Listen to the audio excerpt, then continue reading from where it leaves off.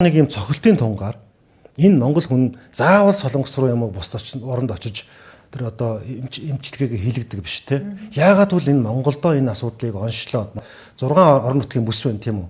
6 орон нутгийн бүстэй энэ онцлогооны хамгийн сүүлийн үеийн иж бүрэн төвүүдийг байгуулж, тэнд байгаа хүний нөөцийг сургаж, тэнд ажиллах хүний нөөцийн нийгмийн асуудлуудыг шийдэх ёстой гэсэн ийм байр суурьтай байгаа байхгүй. Тэр нэгэнд бидэрт мөнгө байхгүй ш байгаа байхгүй. Төрийг данхаалахгүйгээр, олон дарга нарын сэтрийг нэмэхгүйгээр, цалиа авдаг хүмүүсийг нэмэхгүйгээр өнөөдөр тэр асуудал мөнгөд шийдэж болно. Жишээлбэл өнөөдөр би нэрийг хэлээд явах. Улсын өмчит үйлдвэрийн газар уурхачтаасаа илүү олон дарга нартай, захиргаанда дарга нартай байгууллагууд байгаад байна шүү дээ. 100 яманд 60 ухна гэдэг шиг. Тэгвэл тэрийг л цомгдох хэрэгтэй байхгүй. Өөрөөр хэлбэл Монголд хамгийн сайн хийх ёстой зүйл бол дарга ангийн тоог 50% бууруулах хэрэгтэй.